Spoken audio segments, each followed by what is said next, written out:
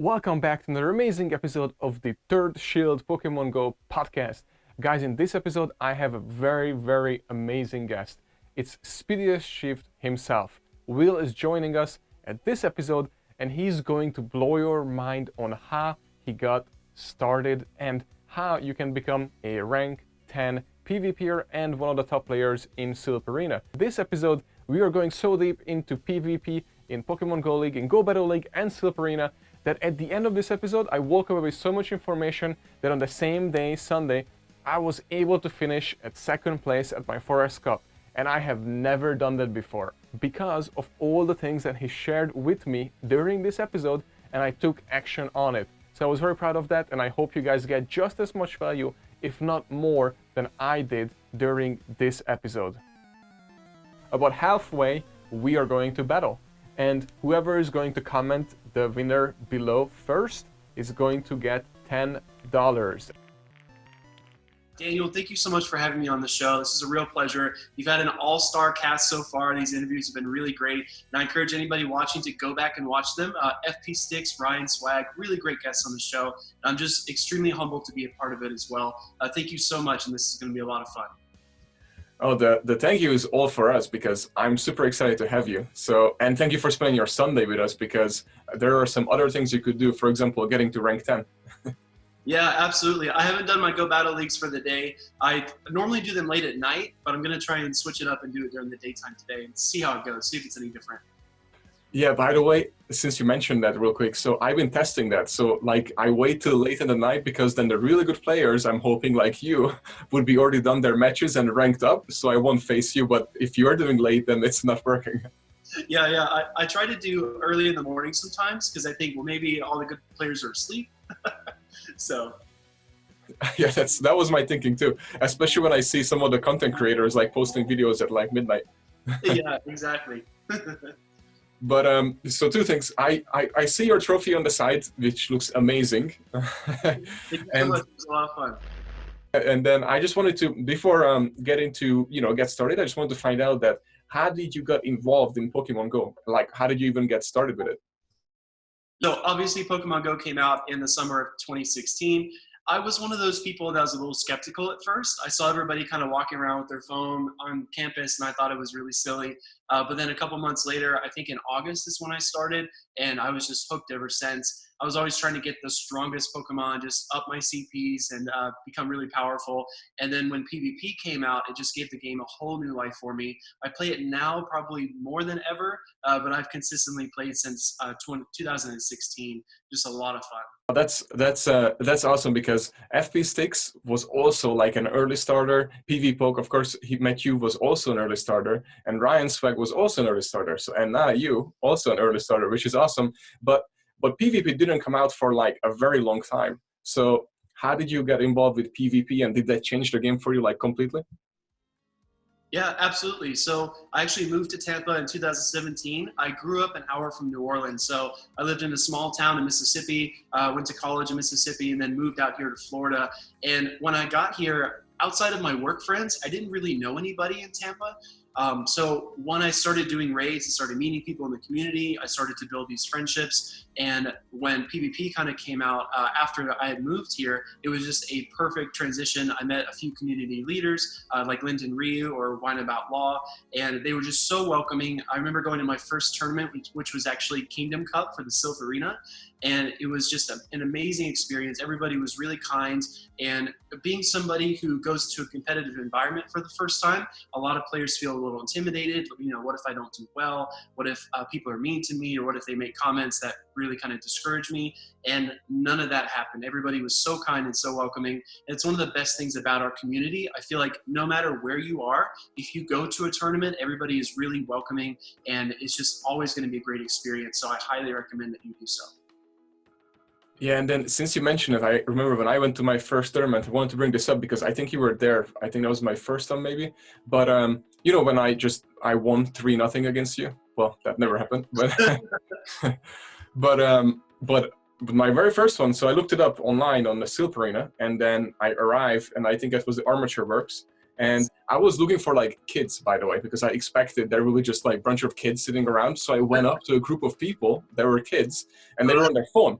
So I assumed that is basically, that's going to be the group. So I went up to them and like, hey, I'm here for the Pokemon Go. And they looked at me like, what did you just say?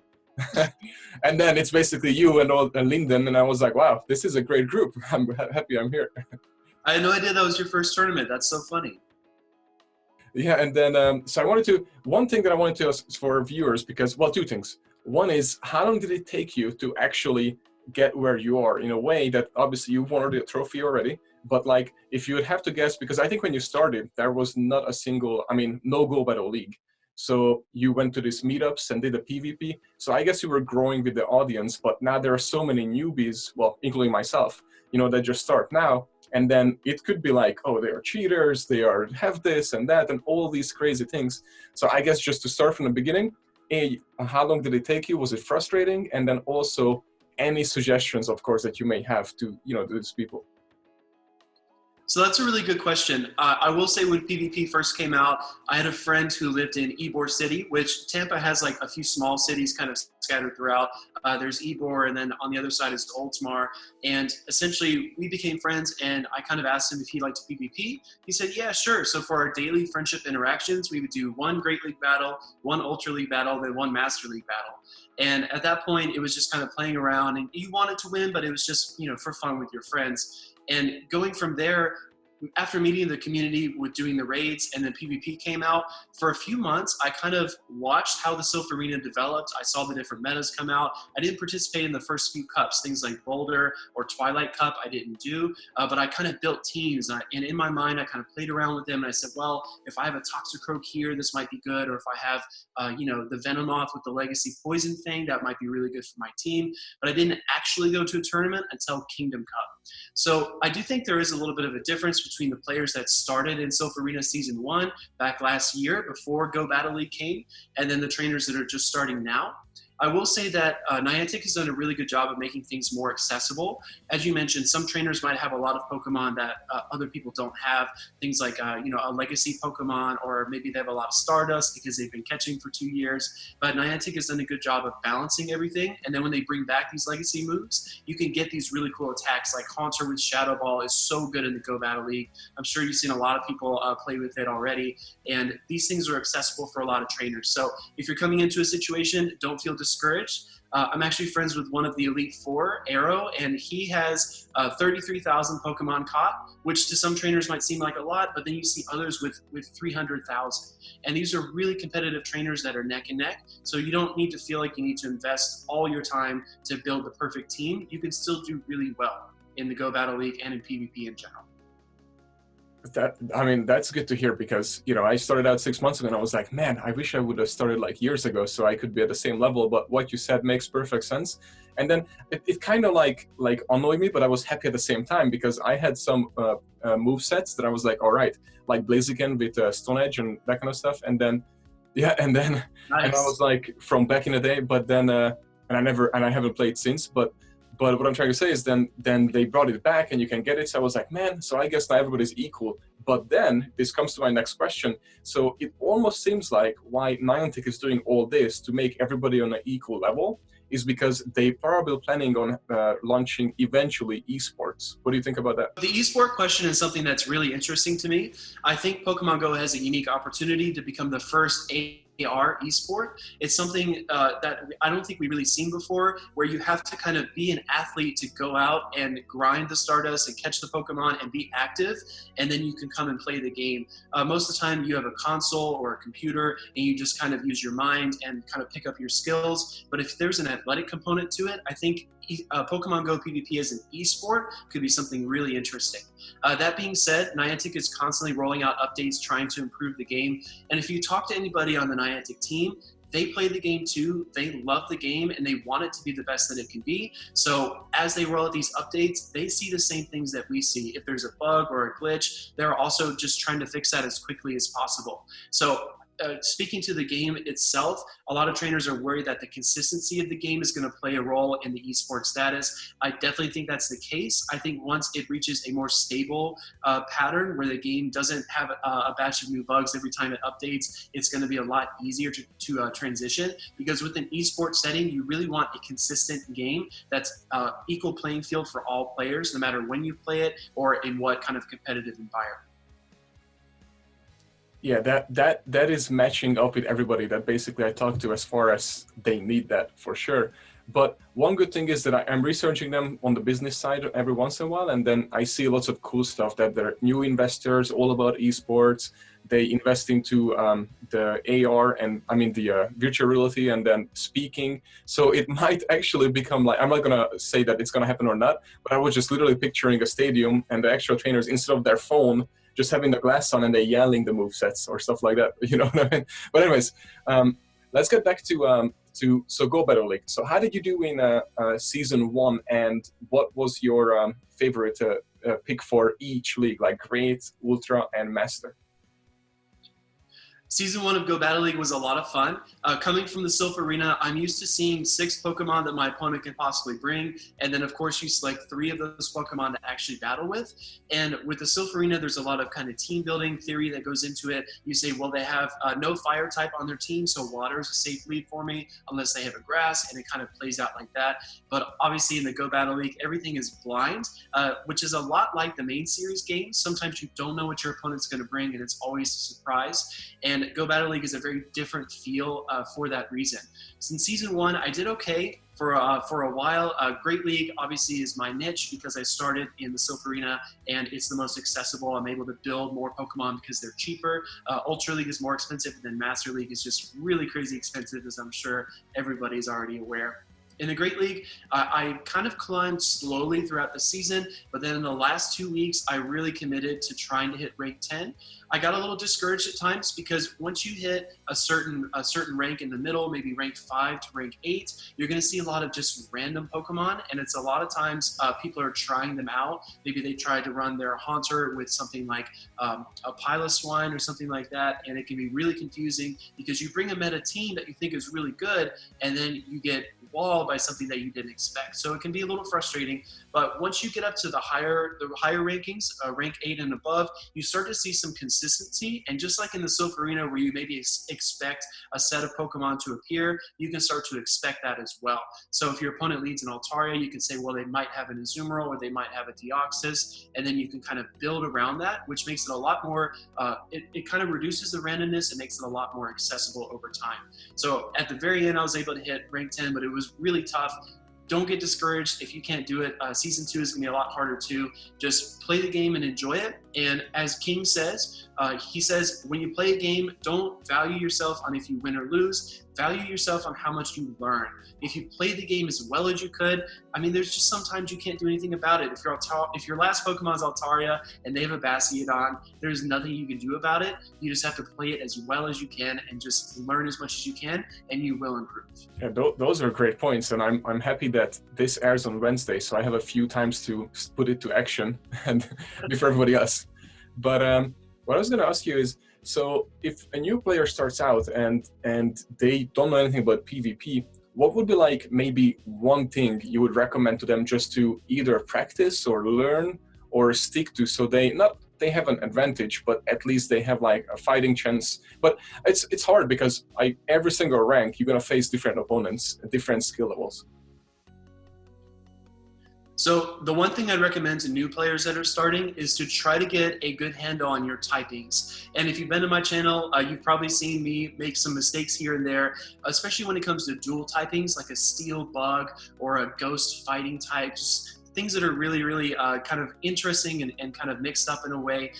But if you get a basic hold on your typings, you know that flying is super effective against grass because birds eat grass, or that you know that flying is super effective against fighters because the theory is that the fighter can't reach the flyer. There's certain things like that if you get a good handle on that, you can really win a lot of typing matchups. And Niantic has done something really cool with their recent update as well, where above the Pokemon's names, you can see their typings in the little icons. So if your opponent's switching in a Pokemon and you see a little blue circle with a water drop in it, and then a little pink circle with kind of a sparkle. It's water fairy, and that's probably in a zoom roll 9 times out of 10, if not more.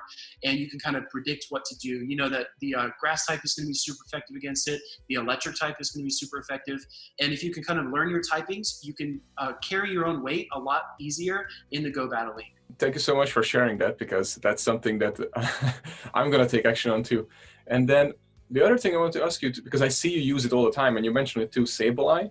So how did you come up on Sableye, and was that like one of your little secrets? Well, amongst your skills, of course, but to like sweep all the past tournaments that you have been sweeping? So Sableye is a really interesting Pokemon. I will say back in season 1, our regionals for the Sylph Arena, where kind of the best players in each region come together to compete, Sableye was a really big deal. It was part of the meta that was allowed, and a lot of trainers maybe wouldn't have played with it before then, because it's kind of an odd Pokemon, a ghost dark type, and its CP maxes out below 1500, so it's really expensive. You have to spend all your Stardust to max it out to get it under that rating.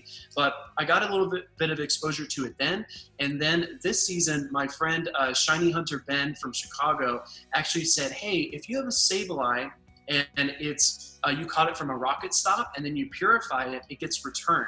So Sableye with Shadow Claw and Foul Play and Return is actually really interesting, because going back to typings, if you have a ghost type, you're not going to be effective against certain things. Like your dark type attacks are not going to be very effective against certain Pokemon. So you need something that can kind of hit a lot of the meta for neutral damage. And return on Sableye is really tricky, because what a lot of trainers do is they purify their Sableye and then they TM away return and give it Shadow Sneak or Power Gem or something like that.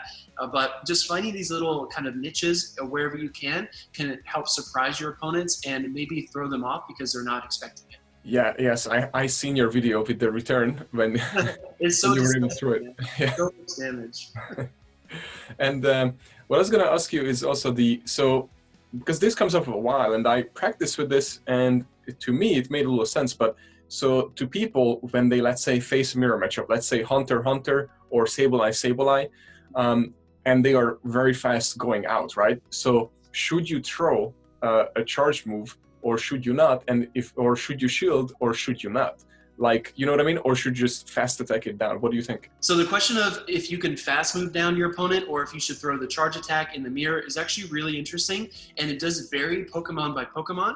Sometimes you can just look at it in face value and just maybe decide, for example, Charm is a really hard-hitting fast move, and Charm takes a big chunk of damage out of your opponent. And if you want to check out another really great content creator, her name is For the Battles, and she actually pointed this out before I think a lot of trainers were talking about this. But if you have 2 Alola Ninetales in a matchup, and they both are charming at each other, each attack takes a turn throughout the battle. So a charge move takes a turn as well. And if you use a charge move instead of a charm, it's going to take away that damage that you would have gotten with the charm. So if you want to win the mirror match with the Alola Ninetales, you can just charm down, but you have to shield that charge move from your opponent. Otherwise, you KO at the same time because the damage hits at the same time. There are closer matchups as well, like Sableye, where if you were to maybe bait with an attack like a Shadow Sneak, and then maybe throw the Foul Play, you can do more damage that way. But it really depends on a Pokemon per Pokemon basis, and those are matchups that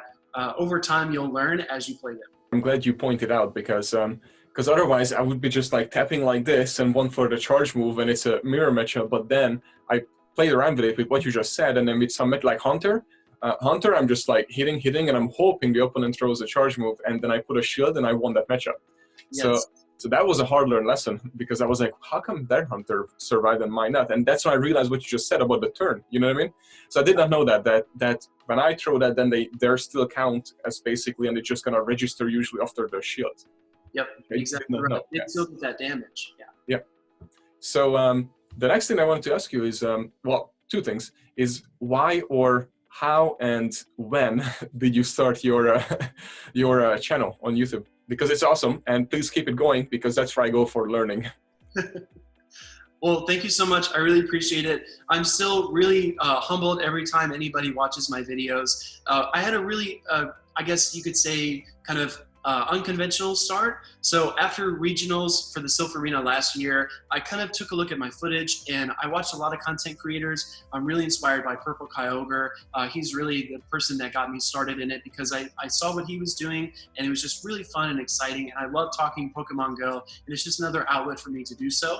I love King as well, and he does a lot of really in-depth coverage. And I wanted to kind of maybe do a blend as much as I could of the content creators that I really enjoyed. So I try to have the fast-moving footage with insightful commentary, and then if I can find a really good song, I can put that behind it as well to kind of get the grooves on. But I started back after season 1 regionals because I sat down on my bed with my footage on my computer and I took out my phone and I just recorded and I said, well, I should have thrown, the sky attack here, and this is why I messed this up, and this is this and this is that, and just kind of went through my entire regionals tournament and I posted it. And going back again to community, my Tampa friends were so supportive. They said, Will, this is great. You should do more of this.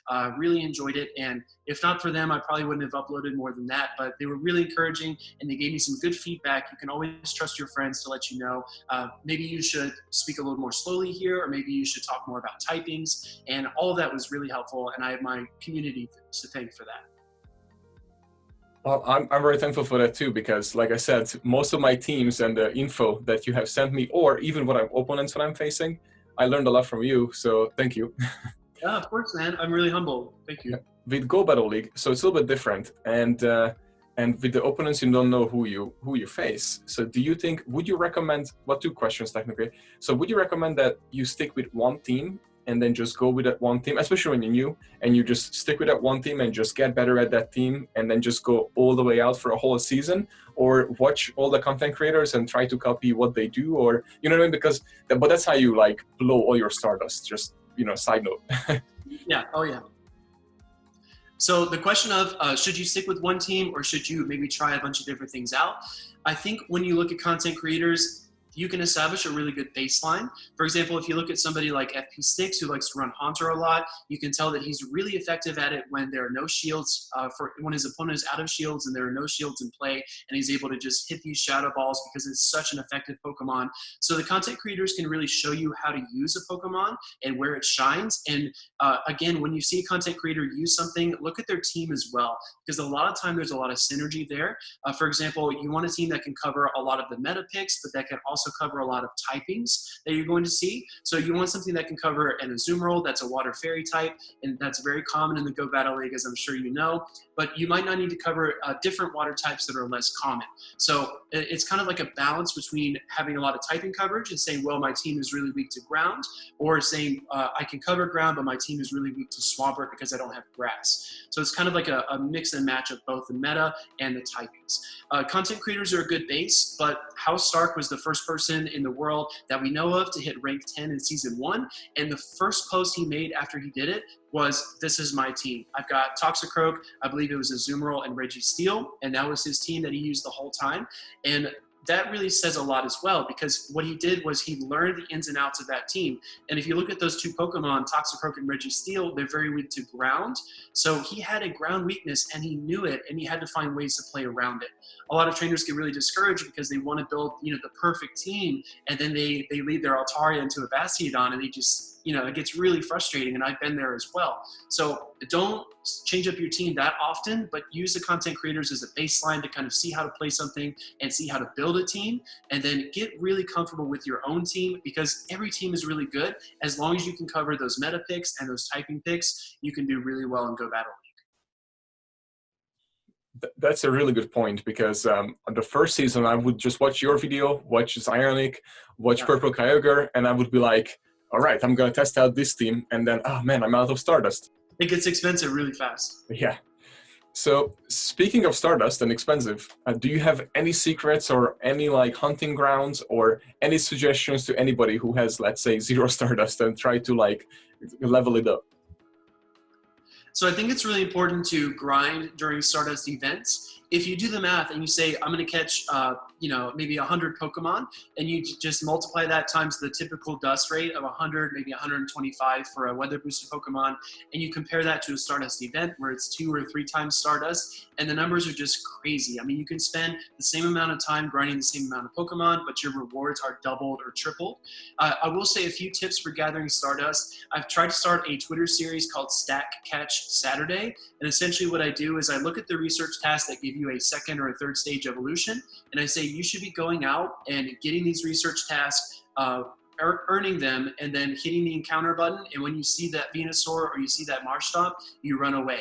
Because in your stack, you can hold up to 100 Pokemon. And if you can stack 100 of those second or third stage evolutions, when you catch them on a Stardust event, you're going to get 500, 900, 1200 Stardust per catch. And it really adds up over time. So stack catching is definitely important. Know your catch cap as well. If you're maybe a hardcore XP grinder, you probably already know that you can catch about 1,000 Pokemon a day. And those are really like crazy numbers that I know not a lot of people do, but just keep those in mind if you're going to be playing a lot throughout the week. And the third thing is just find Stardust in other ways. The Team Rocket Battle gives you 500 Stardust at a time. And then there are other things you can do. The incense that we have right now that lasts an hour and they're really effective with spawns, those are really good. I burned a lot of those during the Stardust week back last week. So there are ways you can do it. And with your Stardust, be calculated. And if you need to kind of decide which Pokemon to power up, you can always go to PvPoke and plug in your IVs, and it'll tell you different matchups. Maybe you need to power up your 12 attack Galvantula because it hits a breakpoint against something else, or maybe you need to power up your Azumarill that you caught during the event because it's going to get you better wins overall in the Great League. And those resources are all very helpful. That's a great point, because if you have 100 stacked up evolution 2 Pokemons, that's a lot of Stardust. Especially, isn't there next weekend Community Day will be like 3 times Stardust or something? So it's 3 times XP. Which is XP. Yeah. Yeah. That's also good because I'm not 40 yet since I just started, but so I will be stack them up. But now the next thing that I want to find out, so this was submitted by one of our awesome viewers and also in the Tampa Bay community. So I wanted to find out if you, and I'm pretty sure the answer is yes, but maybe not. So the question is that, do you count the energy, and is it base to base? Let's say, do you save the energy and swap out your Pokemon? Or do you just spend it before you swap out, or that's base-to-base cases, if that makes sense? So energy management is really tricky and really important. For some situations, let's say you have a team that is Skarmory, and then you have 2 water types, maybe a Lantern, maybe something like a Seismitoad in the back.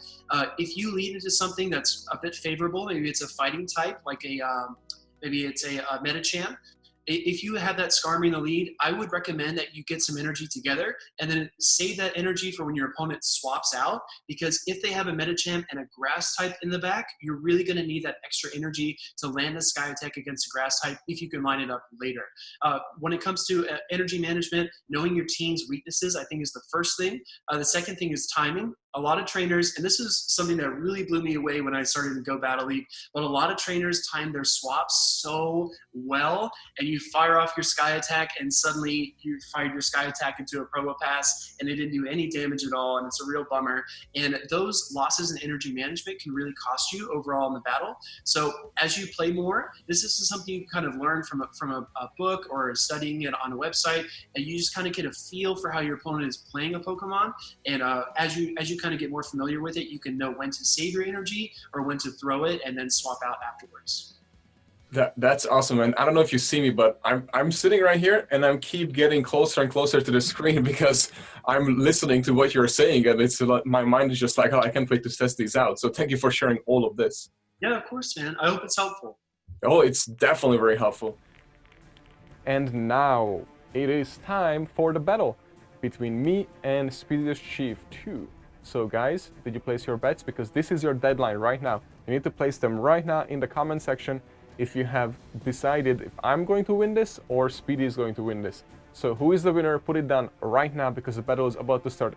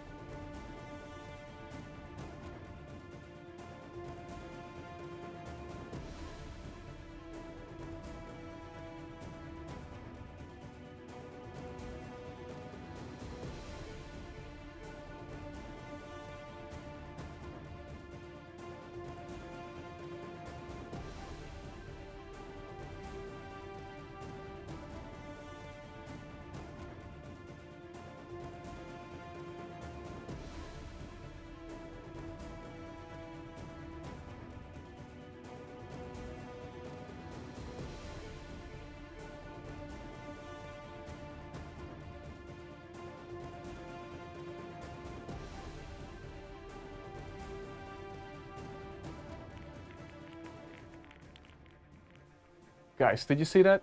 It was this close, this close. I was like, no way, I have beaten Speediest Chief 2, and no, I did not. But it was so close.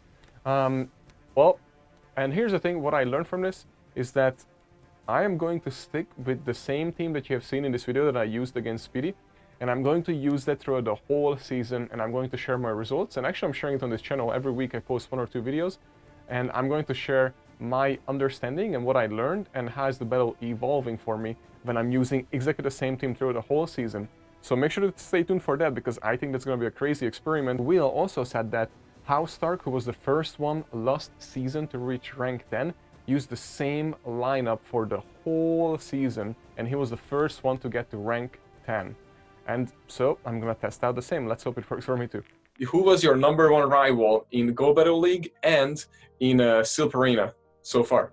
So I guess in terms of rivals, I would say in person, I have a really friendly. I don't know if he thinks of me as a rival as well, but I'm always chasing our community leader, Lyndon Ryu. He's just an awesome trainer, all-around great guy.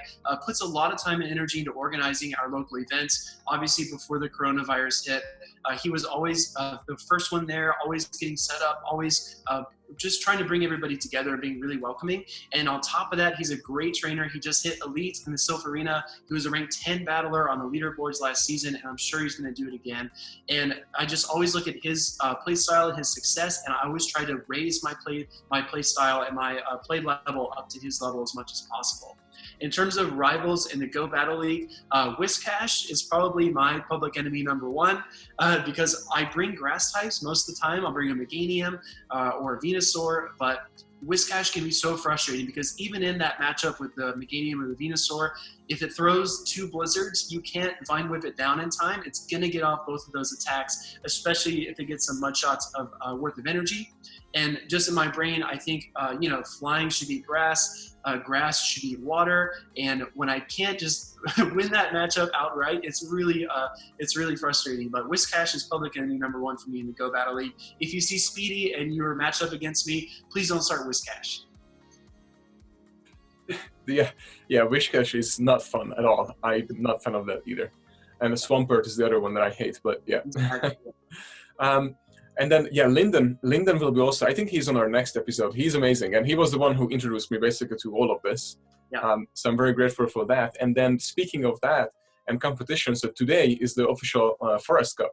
So the next question is, obviously I'm not going to ask you what the team that you're bringing, because we're going to be up against each other, not like I have a chance. But Okay. but the question is that, what do you think? Are you going to sweep this one? I do not think I'm going to sweep Forest Cup. It's just, I think the Silph Arena season has gone on a little bit longer than people realize. So my friend Matt actually pointed out that we are actually at the 8 cup mark. This is as many cups as we had last season, and we are just hitting our stride in terms of the summer and then the fall, and we're going to get a few more cups after that. So between Silph Arena and Go Battle League and trying to upload content, I'm stretched a little bit thin in terms of Forest Cup, but I'm going to do my best as always. And then, of course, it's always really helpful if you want to get involved in the Silph Arena and you don't know exactly what team to use. If you just hop over to the Silph Arena website and look at some of these players' teams, it can be really insightful. You look and see if they have Blaziken, they have a Mantine, they have a Ferrothorn. Those are the big 3. If you can build those 3 and then throw some other Pokemon around it, you can build a competitive team and get involved in the Silph Arena. It's not as hard as people think, and it's a lot of fun. I agree with you, and we'll see what you're gonna bring. I'm going to record it too, so let's see what happens. But what I was gonna ask you, and this question might sound weird as of today, but in a year, this question will be probably one of the most asked questions. I think or I should say when it becomes reality. So once eSport happens, I'm pretty sure you will be in there as one of the athletes. So the question is that I have is, how, just like every professional athlete, I ask this question on our other podcasts that we have, and then I just ask them, we're successful, and you're very successful in a PvP. So I wanted to ask you that, 2 things. How do you usually spend your day around PvP in a way that your mind is already thinking like, this IV is good, I need this Stardust, I need that moveset, I have this event, so I need to do a shift 3 because of X, Y, and Z bullet seed for whatever, you know what I mean? So you think like an athlete for a purpose and for a reason.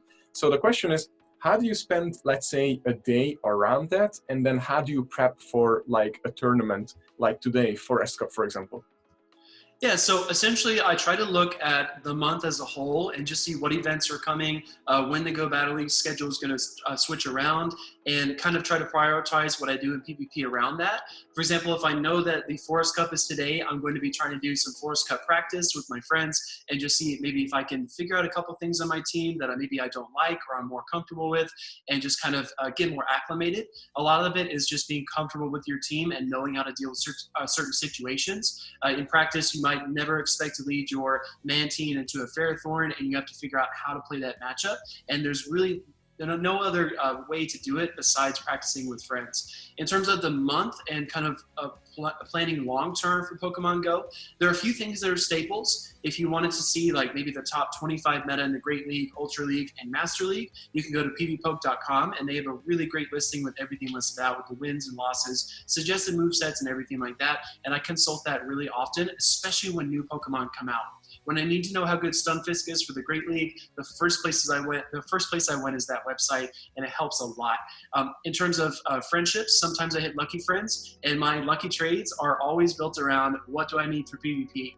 Last season in Master League, I didn't have a perfect Giratina for Master League, and that is like #1 on my lucky friend list in terms of trades. So as you kind of plan out the season, for example, getting that Master League Giratina is not a huge priority because Master League won't start for another, I think it's 6 weeks or so. So you have time to do that, to just kind of prioritize. I don't go out and grind every day. So for example, today I'll probably do a video and maybe try to practice Forest Cup, but during a Stardust event, I would try to make time to go out and get Stardust. And it just kind of depends on what the overall Pokemon Go calendar is telling me for that month or that week.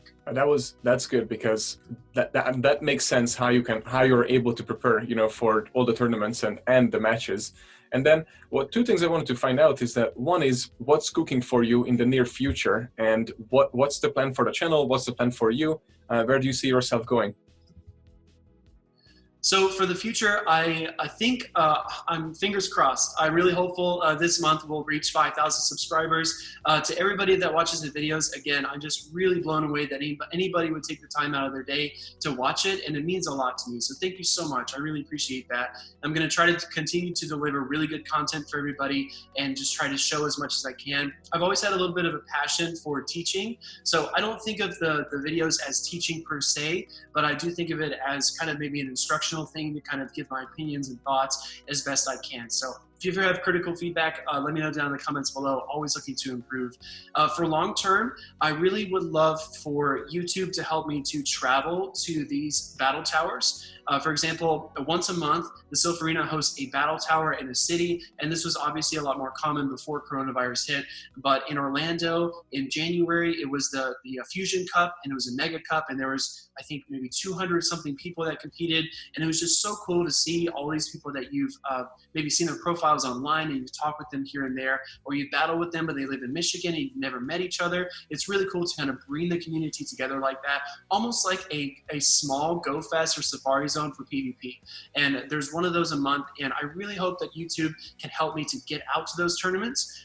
My dream is to be in the booth and shoutcast a major battle tower. I think that would be amazing. And of course, if we go the eSports direction, maybe that could happen as well. So I think of all the videos as practice for that.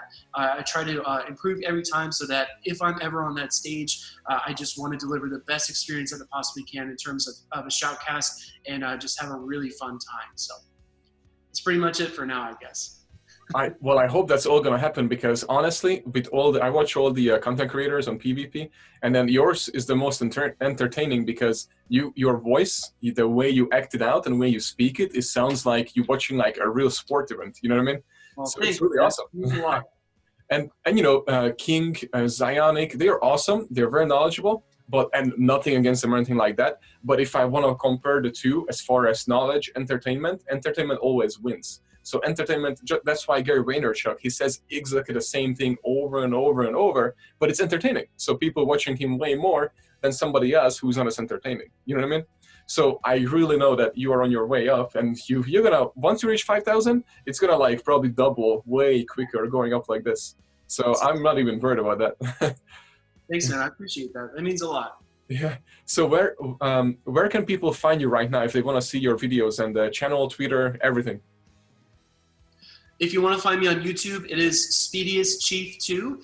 Make sure to include both of those I's, because if you type Speediest Chef, it's a bunch of cooking videos, and that's probably not what you're looking for. On Twitter, my name got scrambled when I tried to create my profile. It's Chief, the number 2, Speediest. So I guess it's kind of turned around that way, but I'm pretty active on Twitter as well, just crossed 1,000 followers. I'm always thankful for everybody for following my account. I try to post helpful graphics, insights into the spotlight hours that come up, IVs you should be looking for, calendars for the month, different PvP videos as well from the really fun battles that I get in the Go Battle League. So if you want to follow me on Twitter, you can do that as well. But I'm really thankful for anybody that wants to subscribe or follow. You guys are the best. Thank you so much. And then lastly, I just want to ask you that anything that's either from a giveaway, from something that you're posting soon, or just any tip whatsoever that you want to share before we wrap this up. In terms of final recommendations, if you've watched this far into this episode, definitely subscribe to Daniel. He's doing great work. He's got some awesome interviews with all these other content creators, and he's doing a really phenomenal job. And his channel is just going to continue to grow. So if you like this, definitely subscribe to see more. In terms of myself, I'm going to try to continue to upload Go Battle League and Sylph Arena content as consistently as possible. Follow some other content creators. I love Caleb Ping. For the Battles is really good. King, I'm sure you've heard of. Zionic as well. These are all really good trainers. And again, when you're looking at these teams, kind of just keep in mind what they're doing, but don't try to copy them outright. Every trainer is unique, and we all bring unique skills, and you can be awesome in the Go Battle League just like everybody else. That's it. You have it. You have the knowledge that is equal, if it's not greater, than a third shield. So make sure to use it wise, and I would love for you to please comment it below what you have learned today and what you're going to take action on. It would mean a lot to me, it would mean a lot to Will, Speediest Chief too, and we would really appreciate it. So thank you guys so much for watching. Please share, please like, please subscribe, because we are going to bring you the best guests and the best content guaranteed. Thank you guys.